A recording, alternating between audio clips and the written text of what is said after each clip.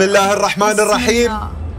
إذا مشاهدينا، حلم زايد، طموح خليفة يغادر في هذه اللحظات منصة تانيغاشيما بأول عد تنازلي باللغة العربية في التاريخ. في هذه اللحظات ترتفع مشاهدينا الكرام الأكف علو البصر، دعوات الملايين الآن تسأل الله التوفيق. أمل العرب مرة أخرى دكتور يوسف الشريف، أهلا بك في برنامج هوانا عربي، ونضيء في الدقائق التالية على بعض الإنجازات المهمة التي حققتها دولة الإمارات، خاصة برنامج استكشاف الفضاء.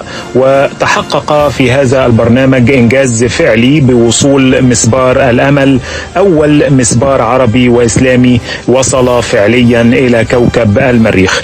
أسأل حضرتك عن مكاسب دولة الإمارات من الذهاب إلى كوكب المريخ، أيضا ماذا تريد الإمارات من الفضاء؟ توجد العديد من المكاسب لدولة الإمارات من الذهاب للمريخ، إذ أن الفضاء وعلومه واتصالاته ورحلاته واستكشافاته هي اقتصاد مستقبلي، وسنة عن سنة يتطور هذا القطاع وتزداد نسبة الاستثمار في هذا القطاع، ولهذا الإمارات تريد أن يكون لها موطن قدم في اقتصاد المستقبل في الفضاء وعلومه. تكسب الدولة القدرة على تطوير قطاعات كثيرة، أهم قطاع الاتصالات والخدمات الرقمية والسحابية، وهذا أيضا مكسب للإمارات. على جانب آخر، غزو الفضاء والوصول للمريخ يكسب الإمارات نقطة في قوتها الناعمة وتأثيرها العالمي كدولة متقدمة، وعندها القدرة على الوصول للفضاء السحيق. بالإضافة لذلك فإن هذا الإنجاز رفع من قيمة دولتنا في مجال العلوم والبحوث، وأيضا هذا بالطبع يكسبنا العديد من المزايا بين المنظمات والجهات المعنية بهذا الشأن.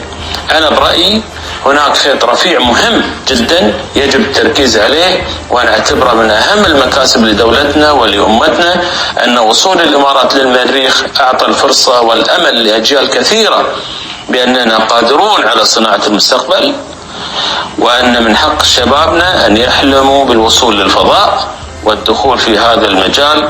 فعندما تشاهد مشروع عربي بهذا الحجم ومشروع عربي نجح في الوصول للمريخ، هذا الأمر يعيد أمجادنا التاريخية ويبني مستقبل أجيالنا القادمة. الإمارات تقول للعالم العربي من خلال مسبار الأمل: من حقكم أن تحلموا وتحققوا حلمكم بالوصول لأبعد النقاط في هذا الكون الفسيح.